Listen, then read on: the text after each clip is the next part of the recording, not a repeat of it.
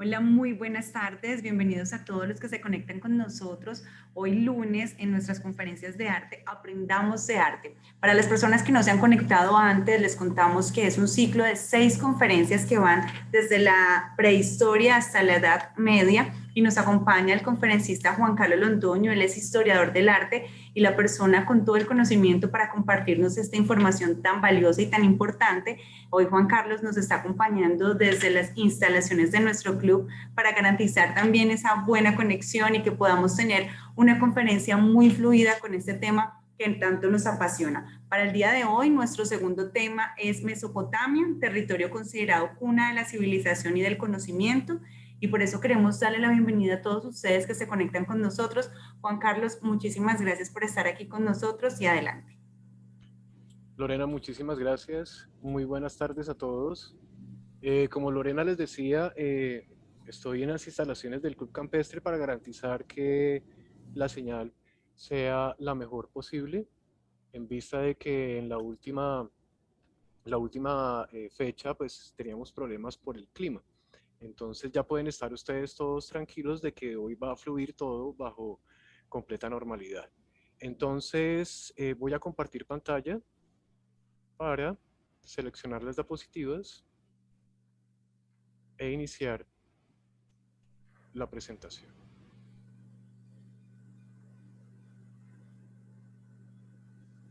Bueno, muy bien. La palabra Mesopotamia es una palabra que se inventaron los griegos en la antigüedad para definir esa región que está ubicada en la península arábica cerca al Golfo Pérsico. Esto que ustedes ven en el mapa es la desembocadura del río Tigris y el río Éufrates. Es en esta zona donde, a diferencia de esos otros grupos que veíamos pequeños en la prehistoria que estaban regados por todo el planeta de una manera errante, ellos no se quedaban en un solo lugar, lo que se descubrió es que en esta región del planeta, en este sector del planeta, se empieza a dar un fenómeno muy particular y es los primeros asentamientos, los primeros pueblos. Y en esta región entonces va a aparecer lo que se podría denominar como la primera ciudad, ¿cierto?, de nuestra historia, que vendría a ser Sumeria o Sumer. También van apareciendo otras como las ciudades constituidas por culturas como la de los asirios, los acadios, y ya de una manera un poco más tardía lo que vendrían a ser los persas. Todo esto que ustedes están viendo acá vendría a ser, ¿cierto?, el imperio medo-persa, que en la antigüedad, un poco más adelante, vendría a tener batallas muy poderosas y muy fuertes con lo que vendría a ser la cultura griega. Entonces es importante que tengamos en cuenta esto. Mientras los otros grupos humanos eran seminómadas, semierrantes, aquí en esta región del planeta aparecen los primeros asentamientos y los primeros pueblos y las primeras ciudades. De hecho, la ciudad de Uruk, que va a ser la primera ciudad, según los antropólogos, los arqueólogos, va a dar lugar para la definición de urbe, ¿cierto? De lo urbano, de la ciudad. Muy bien. Ahora, empezamos a ver cómo, a diferencia de la prehistoria, empiezan a aparecer roles. En la prehistoria, la relación social era más horizontal. No había un nivel de importancia, ¿cierto? No había una persona que fuera más importante que la otra. Ya habíamos hablado en la conferencia anterior cómo se rompe también ese mito de que el hombre era el cazador y la mujer era la recolectora y la que cuidaba, digamos, a los bebés. Eso es completamente falso. Se han encontrado hallazgos, ¿cierto?, arqueológicos donde hay mujeres que tenían lanzas y flechas. Entonces aquí hay un cambio que hay que tener en cuenta también, que es fundamental, y es que aparece la pirámide social. Ya no solamente aparecen, digamos, los roles, la pirámide social, sino que también aparece algo inexistente en la prehistoria, y es la religión. Y la religión, desde los inicios de la historia, va a estar en la punta más alta, ¿cierto?, de la pirámide social. Entonces, aquí ya no es el artista que hace esas imágenes mágicas a partir de esa invocación mágica, con la posibilidad, digamos, de asombrarse del entorno al cual le tenía miedo y de una u otra manera representar esos animales para poder cazar y para poder sobrevivir. Aquí ya eso desaparece. Ya el hombre le pierde el miedo a la naturaleza y los encargados, ¿cierto?, de, digamos, dar cuenta de ese fenómeno natural, vienen a ser, digamos, los sacerdotes y los reyes, que vendría a ser la punta de la pirámide social.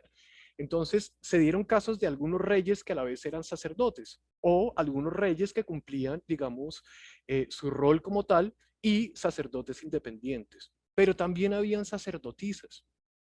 De hecho, la religión mesopotámica, que es la primera que se ha encontrado, tenía un panteón de 300 dioses y diosas en total. Ahora, ¿qué es lo que pasa? Como se pierde el miedo a la naturaleza, de todas maneras el ser humano empieza a hacerse preguntas. Esas preguntas son, ¿quiénes somos? ¿Cierto? ¿De dónde venimos? Entonces, en la religión mesopotámica, los dioses, los llamados Anunnaki, viene a ser ese panteón de dioses que de una u otra manera van a representar los fenómenos de la naturaleza. Entonces va a aparecer la diosa de la lluvia, va a aparecer el dios de los cielos, un panteón complejísimo de dioses llamados Anunnaki, que de una u otra manera, aunque ya se había perdido el miedo a la naturaleza, esas preguntas de quiénes somos y dónde estamos no se habían podido resolver. Entonces era el sacerdocio, ¿cierto? O el rey sacerdote, en últimas la monarquía, la que tenía ese vínculo con los dioses y de una u otra manera podía garantizar, ¿cierto?, la existencia. Aquí ya no estamos hablando de supervivencia, sino estamos hablando de existencia. Entonces, aparte de eso, también es importante tener en cuenta que la agricultura va a dar lugar a algo muy interesante que es el conteo de los frutos, el conteo de lo cultivado. También surge lo que es la domesticación de los animales, lo que hoy en día llamamos al ganado, y el conteo, que es como algo que parece irrelevante, va a ser fundamental para la aparición de la escritura.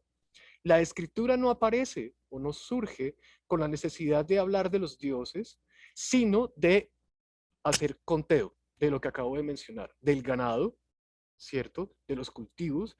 Dicho de una manera sencilla, tenía un carácter exclusivamente comercial. Sigo todavía en la parte de contexto, ¿no? Más adelante ya vamos a entrar a lo que nos compete, que es el arte. Entonces, surge la agricultura, surge la domesticación de animales, los dioses están al orden del día y aparece la arquitectura. En la prehistoria no existía la arquitectura porque era innecesaria, no era, digamos, algo que no se daba por incapacidad, sino porque ellos tenían que evadir, ¿cierto?, esa fase final de la era glacial. Este sector donde nosotros estamos ubicados, como se pueden dar cuenta, en ese momento tenía unas condiciones climáticas mucho más propicias para poder asentarse. Entonces es la combinación de muchos factores, ¿cierto? Como la parte de la agricultura, la domesticación, la economía, y todo eso en últimas va a dar lugar para que nos quedemos en un lugar. Ya, digamos que cientos de años después, el clima se vuelve mucho más amable, entonces ya empezamos a quedarnos en diferentes lugares del planeta. Pero al parecer fue aquí donde eso dio inicio. Muy bien. Ahora, hablando ya de arquitectura, entonces hay que mencionar los sigurats. Los sigurats eran los templos donde se rendía, digamos, homenaje y ofrendas a los dioses, bajo la albacea o la administración del sacerdote o del rey sacerdote. Entonces, los materiales que se utilizaban en esas primeras ciudades mesopotámicas eran materiales de contexto. ¿Qué quiero decir con eso? Era adobe. A diferencia de lo que vamos a ver después, que es Egipto antiguo, el material de contexto es la piedra caliza porque contaban con muchas canteras ahí en el mismo entorno. Aquí no. Entonces, el material predilecto para la elaboración de las piezas era para la arquitectura, el adobe, que como ustedes ya pues saben, o la mayoría sabe, es la combinación de tierra arcillosa con el sobrante de lo que quedaba en los cultivos del trigo y excremento de animal como aglutinante. Entonces se creaban todos estos ladrillos que se iban superponiendo entre ellos para poder elevar estas construcciones. Entonces estas construcciones quedaban por encima de las demás y era también una especie como de símbolo de prestigio. Entre más alto estuviera, los habitantes o los que estaban allí permanentemente hacían parte de la parte superior de esa pirámide social. Muy bien.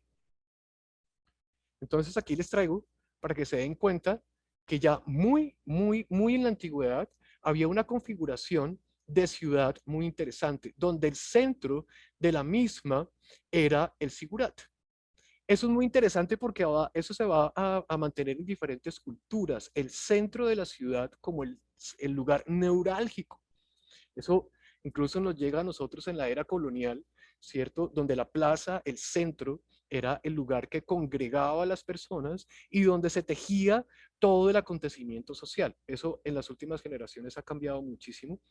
Yo digo que tiene que ver mucho el mall, que el mall es el centro comercial, ¿no? Que esa es una concepción estadounidense, es una concepción norteamericana que tiene que ver con el mercado, el consumo.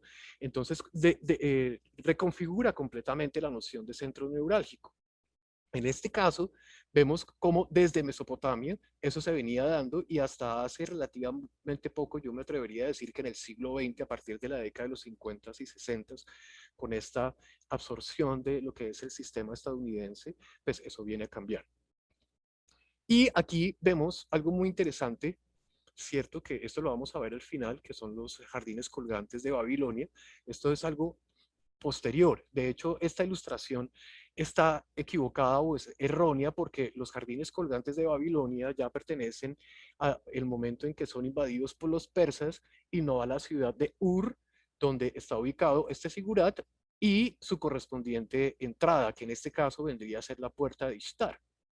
La puerta de Ishtar, que se encuentra actualmente en un museo, su fachada, era la entrada, ¿cierto?, a esta ciudad y también la salida ceremonial de los soldados sumerios. El arte, que es lo que vamos a ver más adelante, estaba determinado por la conquista y por las guerras. Los dioses eran dioses guerreros. Entonces vean ustedes que también hay un giro interesante, ya no es el animal representado en la cueva para poder capturar de manera mágica ese espíritu y poder sobrevivir, sino que aquí las representaciones vienen a cumplir una simbología de poder, ¿vale? Entonces los sumerios eran guerreros y de una u otra manera el arte ya viene a ser usado de una manera distinta de la prehistoria. ¿Cómo se usaba el arte entonces a partir de la historia? Estaba sometido a los presupuestos o a las determinaciones del rey y del sacerdocio. Las imágenes que se representaban estaban en función de mantener el poder. Si recuerdan ustedes en la conferencia anterior de la prehistoria que hablábamos que el elemento fundamental era el fuego, que nos permitió desarrollar nuestro cerebro y de una u otra manera, a diferencia de otras especies, poder hacer arte, aquí me atrevería yo a decir que el elemento fundamental no sería el fuego, sino el agua. Es por eso que Sumer, o la primera ciudad de la civilización, se viene a dar, ¿cierto?, en los afluentes de los ríos. Entonces, las personas empiezan a buscar agua y mantener ese lugar que esté cerca al agua viene a ser importantísimo. Pero resulta que el rey de otro pueblo quiere quedarse con ese lugar porque él donde está no tiene suficiente agua. Entonces es por eso que el elemento agua, desde mi, digamos, criterio histórico, vendría a ser el elemento predominante en la antigüedad.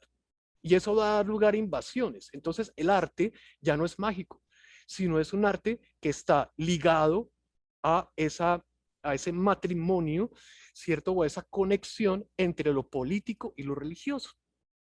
Entonces, aquí nos podemos dar cuenta que estas representaciones, de manera evidente, no nos están mostrando a nosotros algo para sobrevivir, sino es toda una estrategia política religiosa para descrestar al pueblo y poder garantizar que el status quo político religioso se mantuviese, que es también pues algo pues, a mi parecer interesante por el giro que se le da.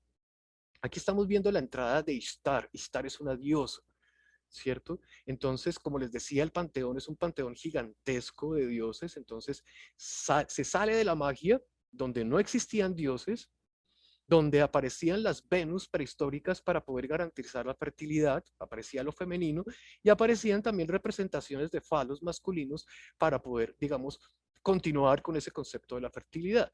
Pero aquí no estamos viendo eso, aquí estamos viendo representaciones o figuraciones, ¿cierto?, que están en función del poder político religioso. Muy bien.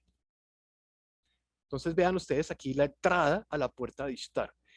El león, el tigre, el caballo, el toro, ya no vienen a representarse de la manera que se hacía en la prehistoria, sino que se tenía en cuenta las habilidades del animal. El león, ¿cierto?, por su fuerza, el toro por su nobleza y su poder. Esto que voy a decir es también muy importante. El animal más venerado en la antigüedad fue el toro, por diferentes culturas, incluso por la cultura griega, que a diferencia de estas, perdón, tiene la filosofía. Entonces había un pensamiento holístico mucho más enriquecedor en términos de la pluralidad del conocimiento. Pero de una u otra manera también adoraban al toro y había rituales de iniciación de la infancia a la adultez. Aquí el animal no se representa para poder garantizar la supervivencia de un grupo reducido, sino para mantener el poder del rey.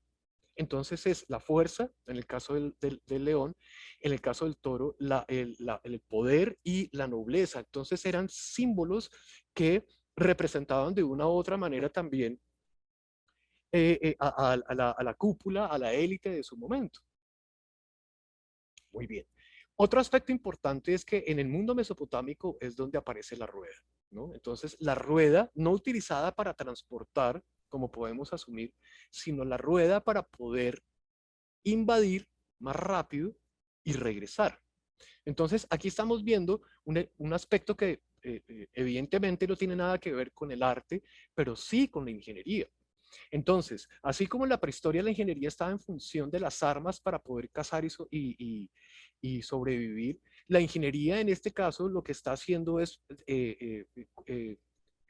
comportarse, ¿cierto?, como un elemento preponderante y estratégico para las invasiones y las defensas de las ciudades. Muy bien.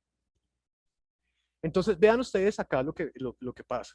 Todo cambia, como les estaba diciendo. Entonces, aquí estamos viendo el surgimiento de la escritura cuneiforme. La mayoría de la gente cuando le hablan de la escritura cuneiforme ve estas pequeñas cuyas e incisiones abstractas y legibles para nosotros, ¿cierto?, en la actualidad, pero tuvo una fase previa, que es la que están ustedes viendo acá. Vean cómo todavía se puede reconocer elementos, digámoslo así, reales de la realidad. Podemos ver manos, recipientes, árboles, trinchetes, árboles, elementos de la naturaleza. Entonces hubo un paso de ese arte prehistórico que era altamente figurativo. Recuerden ustedes las cuevas de Altamira, ¿cierto? Los bisontes de la cueva de Altamira y de otras cuevas también, de un altísimo realismo en el Paleolítico superior.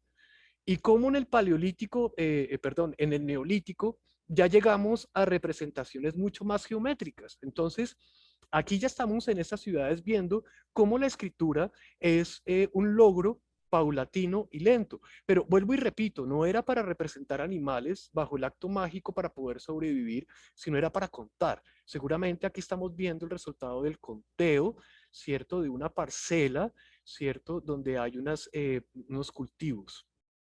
Y aquí podemos estar viendo posiblemente lo que sea como el sello o la firma de un propietario. Entonces la escritura surge con la economía, no con el arte. La escritura hoy en día, obviamente con la literatura, la novela, la poesía, pues se va cruzando, pero en sus momentos iniciales no. La escritura es algo independiente al fenómeno artístico. Y aquí vemos otra escritura cuneiforme que nos está mostrando la transición. Vean ustedes cómo esta, a diferencia del anterior, que todavía hay elementos realistas, aquí ya empiezan casi que a desvanecerse del todo. Entonces aquí aparece la abstracción. La abstracción en función de lo económico y no la abstracción neolítica en función de la síntesis y como resultado de una evolución de nuestra inteligencia. Entonces, vean lo que pasa acá. Aquí ya estamos viendo la escritura cuneiforme tal como la conoce la mayoría de la gente, que son estas incisiones. Eso es completamente elegible para nosotros, ¿cierto? Pero resulta que, como les decía, era un conteo, no era un relato literario, sino era un conteo. por decirlo así, matemático exclusivamente. Muy bien. Aquí les estoy mostrando yo a ustedes una pieza maravillosa, que es el código de Hammurabi, donde en su superficie empieza entonces a sacar la escritura de la economía para transferirla también a lo que hoy en día llamamos el derecho, o las leyes, o la jurisprudencia. Entonces, esta tabla determinaba las leyes que se debían cumplir, leyes que estaban dictaminadas por los reyes, pero también por los dioses. Entonces, es una cosmovisión completamente diferente. Ya en la prehistoria teníamos miedo a los fenómenos de la naturaleza y gracias al fuego los pudimos superar, pero el miedo del hombre no se ha superado acá. Ahora, ¿qué es lo que pasa? Si no se ha superado el miedo a la naturaleza es porque hay unos seres que la manejan y al manejarlo, ellos pueden rendir ofrendas y oraciones a esos dioses para que controlen los fenómenos de la naturaleza. Entonces, no solamente los reyes eran responsables del acontecer cotidiano de estos pueblos, sino que los dioses eran los más importantes. O sea, de una u otra manera dependíamos de ellos. Entonces aquí la escritura cuneiforme ya de una u otra manera no es solamente un factor económico, sino también es un factor administrativo y un factor jurisprudente o legal. La ley de ojo por ojo, diente por diente es mesopotámica. Si tú robas, te cortan la mano. O sea, el equivalente al delito, digamos, se ejecutaba con una parte del cuerpo, algo, pues, evidentemente muy violento para nosotros, porque no heredamos este código jurisprudente, sino heredamos fue el código romano, que a su vez es una copia de los griegos, ¿no? Yo siempre he dicho que los romanos copiaron todo lo que hicieron los griegos, eh, y eso pues lo discutiremos más adelante cuando veamos esa conferencia en su momento. Ahora, como les decía, había diosas. Esta imagen que ustedes están viendo aquí a la izquierda, ¿cierto? Es la diosa Ainana y la que están viendo a la derecha es la diosa Ishtar, que es la diosa, ¿cierto? Que, por la cual se hizo esa gran puerta que les acabo de mostrar. Entonces vean ustedes que hay una altísima capacidad de realismo que se veía en la prehistoria. O sea, no son figuras geométricas. La geometría se da inicialmente es como transición escritural, ¿cierto? Y veíamos cómo de una u otra manera se independiza del arte. Pero aquí estamos viendo cómo el arte, que ya no es un arte mágico exclusivamente, porque la magia no ha desaparecido, la magia estaba bajo control de la religión, de los sacerdotes, da lugar para imágenes realistas de altísima precisión. Entonces, no era un sistema, digamos, exclusivamente patriarcal. Decir que no lo era sería también mentir. Pero había una participación de lo femenino, una participación que obviamente no era equitativa, pero que estaba presente. Entonces, las diosas eran altamente veneradas. ¿Y qué quiere decir eso? Entonces, el artista deja de ser el artista chamán mágico de la prehistoria para convertirse en un simple hacedor designado por los caprichos o las determinaciones del rey o del sacerdote. Pierde su condición, digámoslo así, privilegiada y compartida en esas relaciones horizontales prehistóricas para ser un simple artesano.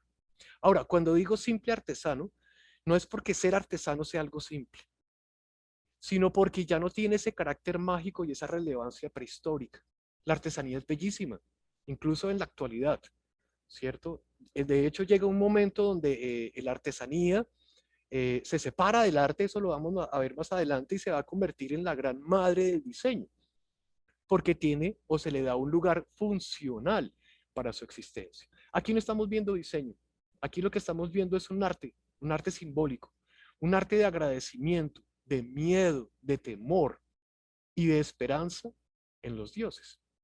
Ahora, ¿qué es lo que pasa? Las representaciones mesopotámicas son antropomórficas. Se hacían representaciones zoomórficas, como la que están viendo ustedes acá, o sea, de animales, pero se independizaban de las representaciones antropomórficas. A diferencia, por ejemplo, del arte egipcio. El arte egipcio es antropozoomórfico. Vamos a ver en su momento por qué. Y es muy interesante porque el comportamiento de Egipto tiene que ver con otro fenómeno cosmovisional muy distinto al fenómeno cosmovisional mesopotámico. Entonces, es importante que nos quede claro eso. La figuración se hacía en honor a los dioses, ¿cierto? La escritura en función de lo cotidiano, de lo administrativo, de lo económico, y eso no quiere decir de que no hicieran representaciones geométricas, pero lo que sí es claro es que eran exclusivas, había una separación entre lo zoomórfico, o sea, representaciones de animales, y lo antropomórfico. Entonces, vean ustedes acá, este es Gilgamesh. Gilgamesh es un rey dios. Entonces, al ser un rey dios, tiene su figura humana, pero también tiene las alas, ¿cierto? Las representaciones de alas no son exclusivas de los ángeles, ¿cierto? Propias de la Edad Media, sino que surgen desde lo más remoto de la antigüedad. Y es la manera de hablar de lo que es de lo celestial, de lo que está en los cielos, en últimas donde habitan los dioses. Y eso se va a mantener durante muchísimo tiempo, incluso en la actualidad. La manera más fácil de poder conectarnos con lo divino, con estos seres, ¿cierto? Que son, digamos, mandados o mensajeros de Dios, es a partir de la representación de las alas, porque las aves son las que, a diferencia de nosotros, pueden habitar y transitar, en últimas, volar más alto que nosotros. Entonces era una manera también de combinación. Sin embargo, no tan fuerte como las combinaciones antropozoomórficas de los egipcios que ya mencioné. Muy bien, entonces vean ustedes acá, sacerdotes y sacerdotisas también.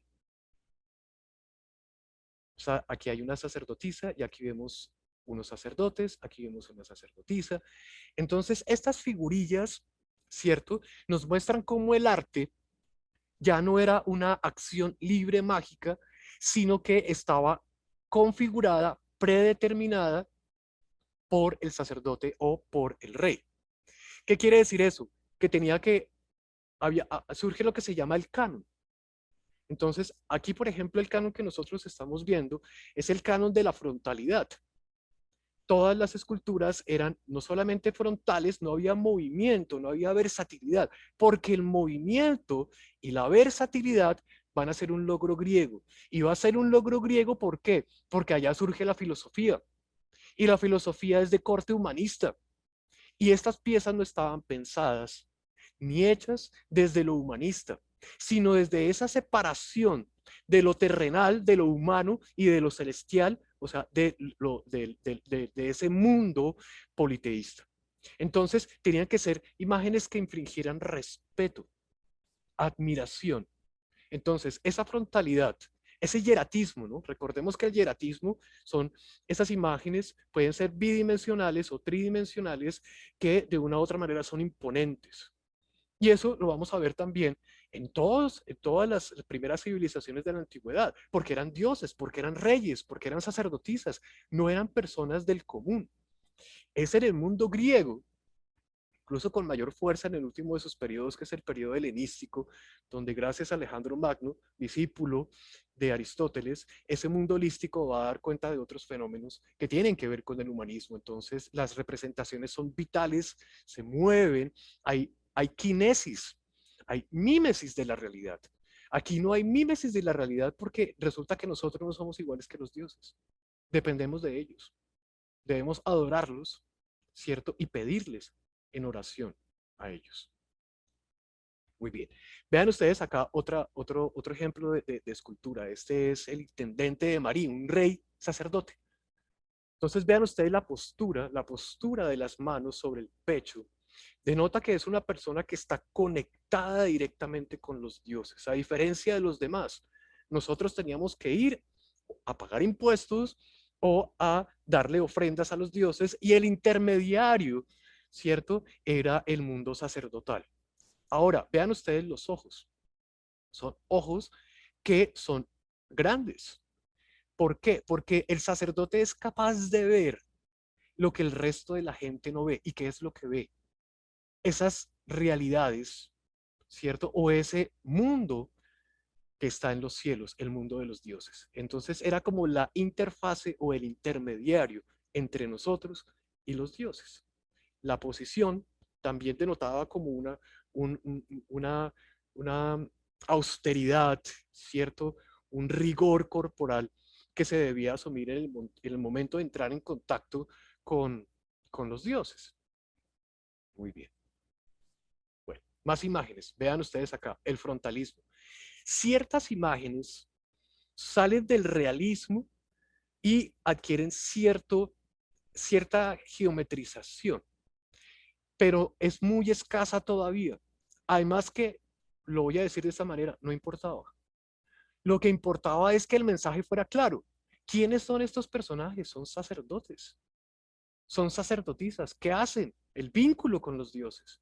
Entonces las imágenes no tenían que ser altamente elaboradas ni muy sofisticadas en su trato, porque lo necesario era suficiente, valga la redundancia, y es que se reconociera la información, ¿vale? No es una torpeza, es una búsqueda que queda consolidada, por eso hablo de canon. ¿Y ese canon quién lo ponía? No lo ponía el artista. Ya sabemos que no, el artista desaparece, el artista chamán desaparece, el artista mago de la prehistoria desaparece, es un artesano, es un hacedor de piezas, tiene un dominio, técnico, pero él no lo puede someter a su creatividad. O sea, aquí ya la capacidad de asombro y de observación no importan. Él tiene una plantilla, unos parámetros que cumplir, él tiene un dominio técnico y en última lo que hace es elaborar las piezas. Eso es un cambio significativo. Y eso va a durar durante siglos. Eso va a durar muchos siglos y de hecho viene a cambiar a finales de la Edad Media. Viene a cambiar a la Edad Media y se consolida con muchísima fuerza en el siglo XV con la aparición de la cosmovisión renacentista europea. Pero en la antigüedad la mayoría de las imágenes eran esquemáticas, eran hieráticas y la figuración en términos de perfección no era importante porque lo que importaba era dar una información clara y concisa. Muy bien. Bueno, aquí ya pasamos a piezas mucho más grandes y monumentales. En las piezas fundamentales ya se ve cierta geometrización, a diferencia de las estatuillas que son más pequeñas, donde había una relativa geometrización combinada con ese realismo que mencioné anteriormente. Entonces estamos viendo cómo se representaba el mundo de la élite, el mundo, digamos, de la monarquía, de la realeza, combinada con el mundo de los dioses y de las diosas también. Muy bien. Vean ustedes acá nuevamente a Gilgamesh. Entonces, vuelvo y repito, había una oscilación entre el realismo y la geometría, cosa que no va a pasar con los altorrelieves egipcios que eran inmensamente, o sea, mucho más hieráticos que las representaciones mesopotámicas y la geometría era innegable. O sea, cualquier persona se puede dar cuenta de que la posición de esas figuras antropomórficas era altamente geométrica y había un canon y unas medidas impresionantes, había unas proporciones que estaban muy bien pensadas. Ya, ustedes bien saben que los egipcios en la antigüedad tenían unos conocimientos astronómicos, astrológicos, que daban lugar para un conocimiento matemático con una precisión impresionante. Las medidas de las pirámides, bueno, todo ese tipo de cosas tienen una precisión que hoy en día incluso nos sorprende. Entonces, regresemos a Mesopotamia. Estamos viendo cómo el arte era exclusivamente para esa élite, para representar esos dioses y sus epopeyas. Muy bien. Vean ustedes acá. Muy parecido a lo que vamos a ver incluso más adelante en el mundo egipcio, pero aclaro nuevamente, atrapado en la antropomorfia, no en la antroposomorfia como en el caso del arte egipcio. Hay similitudes, pero hay que entender que el mundo mesopotámico no es que haya sido primero que el mundo egipcio. Lo que pasa es que allí fue donde se dieron los primeros asentamientos. Pero eso lo voy a esclarecer más adelante en la próxima conferencia de Egipto. La gran civilización de la antigüedad fue la civilización egipcia. Los griegos miraron a los egipcios para poder crear su arte, que debido a la filosofía se volvió un arte mucho más mimético, es otra cosa. Pero no podemos decir que el arte mesopotámico y el arte egipcio sean iguales porque tiene sus diferencias. Los dioses son otros. completamente distintos, además. Los dioses mesopotámicos eran dioses a los que había que temer exclusivamente. Eran los que manejaban los fenómenos de la naturaleza, pero se les temía y había que adorarlos. Mientras que en el mundo egipcio los dioses eran venerados, ¿cierto? Pero había una relación de afectiva, tanto así que ellos, eh, lo más importante para los egipcios no era la vida, sino la vida después de la muerte y crearon toda una arquitectura alrededor de esa configuración cosmovisional, a diferencia del mundo mesopotámico. La gente en Mesopotamia, en Mesopotamia pensaba que al morir todo se acababa y era horrible, y llegaban a una especie de inframundo donde lo que pasaba ya no era nada agradable. Mientras que en el mundo egipcio, llegar al más allá y estar con los dioses, pues era el anhelo de la élite y también de todo ser humano. Y hacían algo que se llama el libro de los muertos, donde tenían que contar todo su comportamiento en vida para poder ganarse ese derecho a llegar, no al cielo. El cielo es una configuración monoteísta, ¿no? De hecho, tiene sus orígenes en el mundo arameo, en el mundo hebreo antiguo, porque aquí el monoteísmo no existía, porque había muchos dioses. ¿Por qué? Porque cada uno controlaba un fenómeno de la naturaleza. Entonces, al morir, la gente pensaba que todo se acababa. Por eso tenían que garantizar que en vida la existencia fuera agradable y para poder que eso se diera, pues dependían de los dioses. Entonces, no podían ser dioses amables, tenían que ser imponentes, temidos. Y las representaciones ayudaban muchísimo a que eso evidentemente se comprendiera de esa manera. Muy bien. Aquí estamos viendo dos piezas artísticas muy importantes, muy interesantes, que son los Lamassu. Estos son genios protectores. Es el único ejemplo mesopotámico de figuras antropomórficas. ¿Pero por qué? Porque eran genios. No magos, genios, como el de la lámpara de Aladino, ¿cierto? Ellos eh, estaban encargados de proteger la entrada de los palacios y de una u otra manera su apariencia infringía temor y evitaba que hubiera saqueos o que hubiera una toma de poder o algo parecido. Muy bien, véanlos ustedes acá. Son los únicos ejemplos de figuras antropomórficas mesopotámicas. Y lo que logré estudiar, la razón de ello, vuelvo y repito, es porque eran genios. No eran dioses, no eran diosas, sino genios. Eran seres que de una u otra manera no tenían el rango de dioses, por lo tanto sí se podían representar de manera antropomórfica. Y esto es muy importante. Muy bien. Ahora, vean ustedes aquí los arqueros a la entrada del palacio. Nos está mostrando algo muy importante. Y es que si miramos de aquí para atrás, todo es completamente monocromo. La mayoría de la gente, y los culpables de esto son los escritores del Renacimiento, nos enseñaron a nosotros o nos mal enseñaron a nosotros de que la arquitectura y el arte antiguo era monocromo, de piedra caliza o de mármol. Mentiras.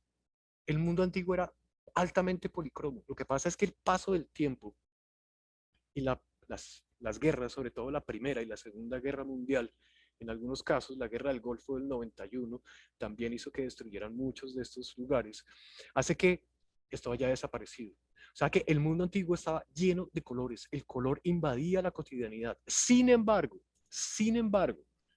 invadía más la cotidianidad de la élite que la del pueblo común, porque los costos de estos materiales, de estos pigmentos, no estaban al acceso de cualquiera. Entonces, eso también es importante mencionarlo. Había una posibilidad, un acceso a ciertas cosas que solamente los tenía la élite, pero el resto de la población no.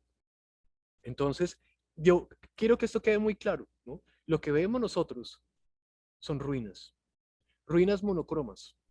Los renacentistas dijeron que en el caso, por ejemplo, de los egipcios y en el caso de los griegos, era porque la monocromía era sublimar la imagen y la experiencia. No, es porque eso se deterioró con el tiempo y las guerras, además la Primera y la Segunda Guerra Mundial, como acabo de comentar, ayudaron muchísimo para que eso sucediera. Vean ustedes acá, la representación de los animales, altamente policromos. Las losas se trataban, se curaban, se quemaban para que perduraran. Y es tal vez por eso que esa técnica hizo que estas piezas pudieran permanecer. Eso no quiere decir que todo el color de la antigüedad haya desaparecido. Lo que pasa es que la mayoría de lo que vemos está en ruinas, que es distinto. Y eso dio lugar para que los primeros antropólogos asumieran en el siglo XV, no los antropólogos, sino los escritores, la monocromía era una sublimación de la experiencia en el arte, y eso no es verdad, sobre todo porque el artista estaba subyugado. El artista no estaba en la punta de la pirámide, sino en la base. Era un simple hacedor que se contrataba y no daba lugar para que desarrollara su creatividad. En ese sentido, el artista, tal como la mayoría de la gente lo conoce hoy en día, es algo que se vino a generar en el siglo XV también, con ese gran maestro, con ese gran pintor, ¿cierto? Y después en el siglo XX va a cambiar muchísimo porque ya no es ese gran maestro, ese gran pintor, sino es el gran rebelde de la imagen. Es el que empieza a deconfigurar la noción del arte que venía del Renacimiento. En ese sentido, es por eso que la modernidad que surge en el siglo XV no es la misma modernidad del siglo XX. De hecho, los artistas de esa modernidad del siglo XX, con el modernismo, pretendían aniquilar la modernidad que llevaba ya 5 siglos imperando. Entonces, uno podría hacer una historia de la pintura también, una historia del pigmento. De hecho, la palabra pintura, la palabra artista, surgen en el siglo XV, pero me dicen, pero ¿cómo así? No entiendo. Claro, no, existían pigmentos, pero la palabra painting, ¿cierto? O la pintura como género artístico es algo que no existía antes del siglo XV. Así como no existieron los artistas durante los 2000 años antes de Cristo hasta el 1500. No existían los artistas. Que nosotros lo leamos de esa manera es algo distinto, pero con su cuidado para entender su verdadera condición en su momento. Muy bien. Entonces vean ustedes, más imágenes de animales. Ya queda claro que las combinaciones no se hacían a excepción de los Lamazú que acabamos de ver. Muy bien. Ahora, ¿qué pasa con Mesopotamia? Sí, hablamos de arte, pero no de arte, de artesanía, subyugado de una u otra manera por los dioses o el clérigo o el sacerdote, perdón, el clérigo es una palabra medieval por el sacerdocio, pero el arte se combinaba también con otras artes, entonces aparecía la música. Aquí ustedes están viendo un instrumento musical bellísimo que se utilizaba, ¿cierto?, con un carácter funerario. Y se dejaban en algunos casos en las necrópolis. La palabra cementerio es una palabra muy reciente y viene de la palabra cemento. Es una palabra que se le da en el siglo XX prácticamente. Ahora, se utilizaba anteriormente, pero bajo una concepción monoteísta y cristiana. Las necrópolis egipcias estaban llenas de este tipo de instrumentos, de imágenes altamente coloridas. Era una fiesta. ¿Por qué? Porque era la despedida, porque lo que venía después era horripilante, era espantoso. Nosotros, en una concepción monoteísta, pensamos que al morir no termina, sino que dependiendo de nuestro comportamiento, vamos a llegar, ¿cierto?, al cielo, al paraíso. Entonces, las cosmovisiones también hay que entenderlas para darse cuenta el arte cómo opera, si es independiente o dependiente de un contexto político religioso o de otro tipo de contexto. Yo me atrevería a decir que en la actualidad estamos viviendo un eclecticismo posmoderno donde las espiritualidades son diversas y como es ecléctico se combina. Entonces, a uno le enseñan que el arte es una cosa en un momento determinado y uno se queda con esa noción. No, cada momento histórico, cada espacio-tiempo histórico tiene unas condiciones y el arte muta, cambia según el contexto. El artista en la actualidad, que se habla de él como un ser subjetivo, con una pulsión expresiva, que lo que hace es plasmar lo que siente, eso no se hubiera podido dar si no hubieran aparecido los artistas de las primeras vanguardias como Van Gogh, como Matisse, como Magritte, y así sucesivamente con el surrealismo, con Salvador Dalí, y bueno, hay una cantidad de vanguardias que ustedes no se imaginan. Si Dios lo permite y terminamos este ciclo de conferencias, podemos entrar a otro nuevo ciclo que sería el arte del siglo XX, que es fascinante también. El artista entonces recupera ahí su independencia y esa subjetividad es la que de una u otra manera retoma un poco esa magia de la prehistoria, ¿cierto? Porque la subjetividad es lo que yo siento, lo que yo percibo y cómo lo plasmo a mi manera. Entonces, ahí hay una libertad. Hay una libertad, libertad que no tenían los artistas en Mesopotamia. Ahora, eran grandes artesanos, sí, pero cada pieza era elaborada según presupuestos de la élite. Esta arpa que ustedes están viendo acá no es una idea independiente de un artista, es la decisión de un encargante de una élite. Y se tiene que hacer según su capricho o su voluntad. Él tiene el dominio técnico y hace una pieza maravillosa como la que estamos viendo acá, como esta arpa de la necrópolis mesopotámica, que es fascinante a nivel histórico, es creo que innegable su belleza. Ahora, otra cosa también, vean lo que les decía yo a ustedes, la importancia de la mujer. Aquí estamos viendo a una sacerdotisa, aquí estamos viendo a una reina con su indumentaria real, ¿cierto? Y utilizaban eh, elementos para ponerse encima de la cabeza y decorarse. Ahora, vuelvo y repito, y esto sí, no hay que negarlo, tenían un acceso mayor a lo policromo o, digamos, a un gran colorido, las élites, a diferencia de las clases sociales inferiores. Era un diferenciador, en últimas. Y esta pieza que ustedes ven acá es una pieza que se encontró de una diosa donde lo único que apareció fue la cabeza. Entonces son como ejemplos, 3 ejemplos sencillos para que ustedes se den cuenta de que si bien estas piezas son monocromas, es porque ya el color se le perdió. Lo que pasa es que el tratamiento técnico de esta losa eh, curada, ¿cierto? Hace que permanezca más en el tiempo y lo cual no se realizó en estas piedras, porque esto ya es piedra caliza. Ahora, ¿esa piedra caliza de dónde se conseguía? Tenían que viajar hasta Egipto para poder importarla o para poder traerla. Por lo tanto, la mayoría de las piezas que veíamos en el mundo mesopotámico estaban hechas, ¿cierto?, en un material de contexto. La gran arquitectura mesopotámica se pierde más rápidamente que la arquitectura egipcia precisamente por su material, que es distinto, mucho menos perdurable. Yo lo que quiero decir con esto es que el arte mesopotámico, lo que nosotros vemos de él, no es ni el 5%. La mayoría se ha perdido por el tiempo, por el clima y por las guerras. Y vean ustedes aquí ya la indumentaria de una reina, altamente decorada, con piedras preciosas, láminas de oro, la forma en que ellos concebían también la belleza. Vean ustedes, pues esto es extraño para uno como occidental. Se creía que al unirla, al asumir o simular las cejas pegadas, elevaba la belleza de la mujer. ¿Ven? Cosa que pues podría ser cuestionable hoy en día para muchas mujeres. Entonces, el canon de belleza en la actualidad está regido por la publicidad. El canon de belleza en el mundo mesopotámico estaba regido, era por la élite, ¿cierto? Y su relación con los dioses, al igual que en Egipto. En Egipto se maquillaban como los dioses. Incluso se dice que muchos de ellos morían porque el maquillaje que ellos se aplicaban sobre los ojos eran de plomo y cobre. Y ustedes ya saben que el plomo es altamente tóxico. Entonces, muchas de las personas morían muy jóvenes, era por el maquillaje que utilizaban. Pero esto no era, digamos, elaborado por un artista, sino por un sirviente o un artesano que tenía el dominio técnico sobre estos materiales. Entonces, vean ustedes ahí la diferencia. Entonces, en el caso del mundo mesopotámico no se decoraban, no se maquillaban, perdón, con plomo, como los egipcios.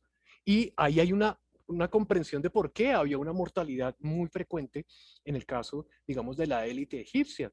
Enfermedades que no podían curar. Lo mismo que pasó en el mundo romano con el acueducto. Ellos tenían tuberías de plomo. Entonces se dice que muchas de las locuras de estos emperadores se daban era también precisamente porque el agua se contaminaba con esas partículas de plomo y eso entraba al cerebro y creaba psicopatías y demencias. Entonces no era gratuito que se mataran entre sí. Calígula se enamoraba de la mamá y mataba a la hermana o se casaba con ella, unas cosas tremendas. Pero entonces ahí es donde uno se da cuenta que uno no puede leer el arte de la misma manera en cada momento histórico. Y uno no puede dejar que el arte se entienda de una manera desconectada con otros fenómenos culturales o fenómenos incluso que no son culturales, como puede ser la administración, la economía, la matemática. Esa separación es una separación que se da en el siglo XV con el Renacimiento. Eso está mandado a recoger. Aquí les traigo una imagen para que se den cuenta de cómo incluso yo como historiador del arte, a veces digo, claro, es que tenemos una memoria histórica que nos han metido en los libros, en la televisión, donde no, es que el arte maravilloso de los griegos era mármol blanco, monocromo. Esa monocromía no existía ni siquiera en el mundo griego. Cuando lleguemos a ese momento se van a dar cuenta de que las esculturas estaban llenas de colores. Lo que pasa es que yo las veo, al igual que veo a esta diosa Ishtar, y yo digo, no, no me gusta.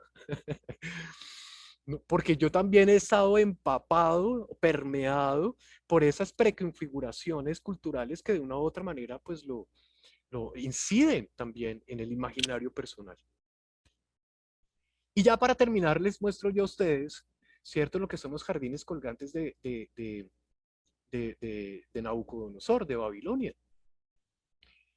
Es la obra arquitectónica más importante de la antigüedad. Incluso comparte el título de ser una de las maravillas del mundo antiguo con las pirámides, con la estatua y el templo de Zeus, bueno, y otras que están ahí para completar las 7.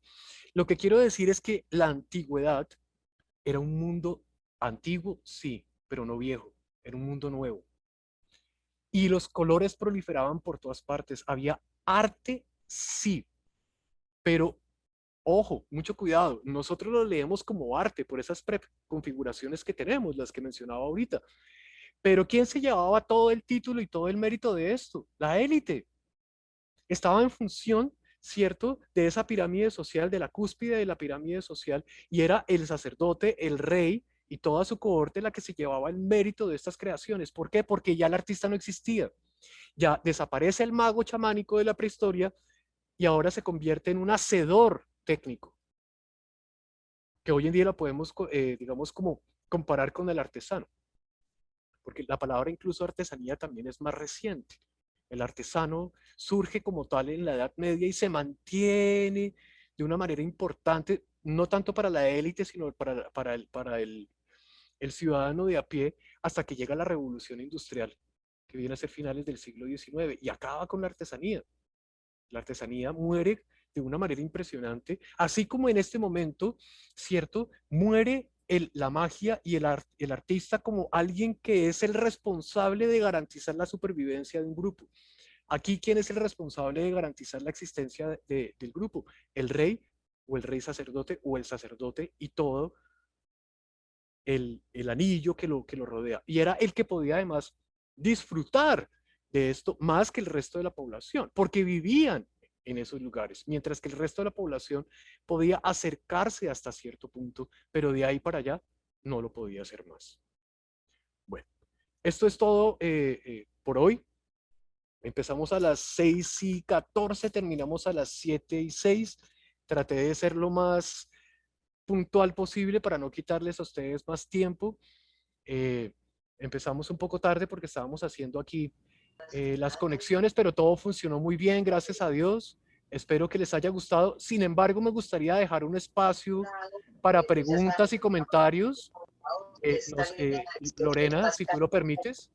Claro que sí, Juan Carlos, tenemos el tiempo para responder si alguien tiene una duda para la persona que tiene el micrófono abierto, por favor, que lo silencie, gracias. La idea es hacerla virtual. El miércoles pasado tratamos de hacerla con mi celular. Los abogados de la Brigada 29, Brigada 23. Hay una persona que tiene el micrófono abierto. Acerca del cantón. Ya nos la idea de allá para dentro de 8 días de este miércoles en noche es posible. Hola. Lo que dice Juan por ahora, mientras la persona se da cuenta, fue silenciar a todo el mundo. Esperemos un momento que tecnología nos va a ayudar.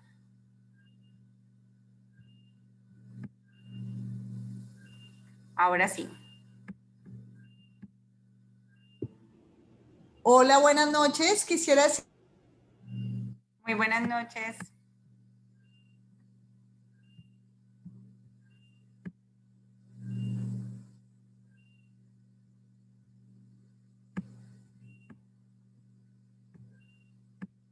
Buenas noches. Bueno, la señora Beatriz tiene la manito levantada, quiere decir que quiere intervenir. Ya nos están ayudando para poderlo hacer. Perfecto.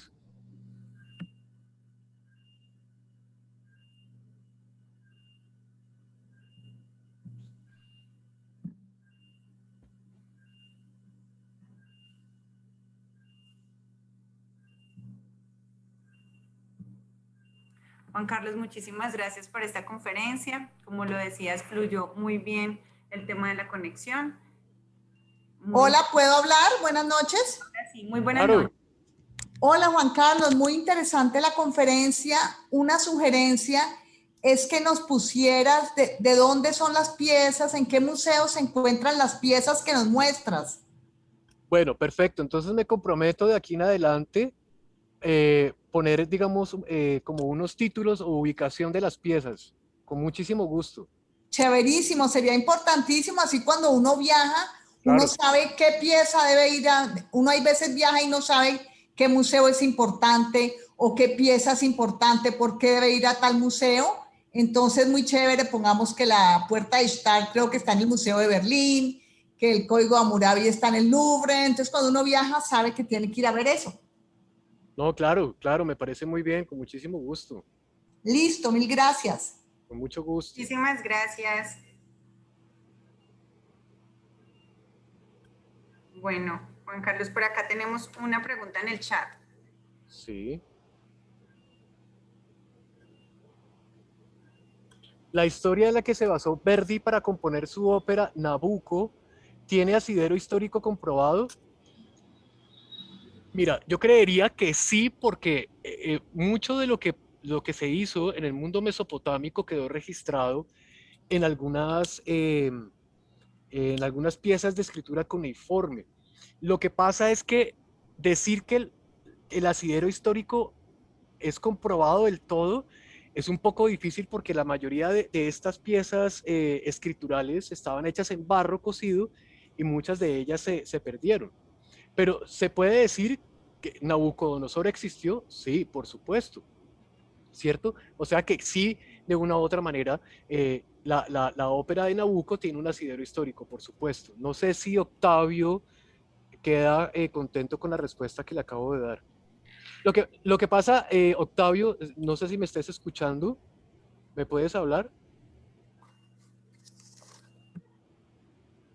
Bueno, para Octavio, otra cosa que también es importante, cada época, cada era, cada generación reinterpreta.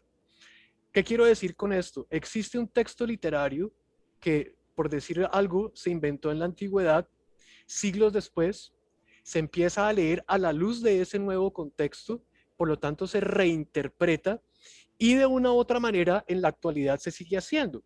Entonces se puede perder mucho de esa veracidad histórica, sobre todo si se transfiere al universo de lo artístico como vendría a ser la ópera. Traducir de manera... Pueden darles programas técnicos, hacer una formación que les pueda hacer desarrollar plataformas. Nuevamente presentamos ya.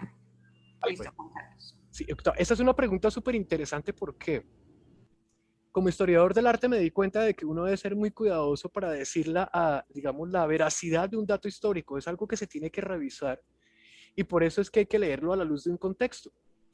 Transferir un dato histórico a un dato artístico pasa por muchas manos y dependiendo de quién lo tome, así se cuenta. Voy a poner un ejemplo, Octavio, que de pronto lo podemos entender un poco mejor. Para mi generación, por ejemplo, Cristóbal Colón fue un ser maravilloso que llegó y descubrió América. Pero en las últimas generaciones, Cristóbal Colón ya no es ese ser tan importante que descubrió América. De hecho, están hablando en la actualidad de las últimas generaciones de una conquista violenta, agresiva, castradora de culturas. Por lo tanto, Cristóbal Colón ya no es el protagonista de ese hecho histórico, sino todo lo contrario. ¿Quiénes son los protagonistas? Las víctimas, pero al fin y al cabo, los protagonistas de la historia en las últimas generaciones, los indígenas. Ahora, yo discrepo un poco de eso porque pues pintan a las culturas americanas antes de la llegada de los europeos, como si fuera una comuna hippie perfecta, pues donde todos hicieran como yoga y todo fuera perfecto, el paraíso. No, los aztecas y los mayas invadían pueblos cercanos para esclavizarlos y hacer rituales de sacrificio. Entonces, ¿qué es lo que pasa? Me devuelvo a la pregunta dándote un cierre de respuesta, y es, sí tiene un asidero histórico en el sentido de que existió el personaje, pero que la ópera lo represente fielmente al hecho histórico, eso hay que revisarlo con cuidado. Espero que te haya respondido bien, Octavio. Sí, gracias, Juan Carlos. Muy amable, muy interesante la respuesta. Gracias a ti por preguntar, como siempre. Gracias.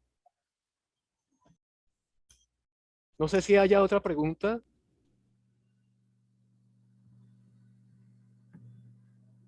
¿Alguien levantó la mano ahí? Es que yo no veo acá.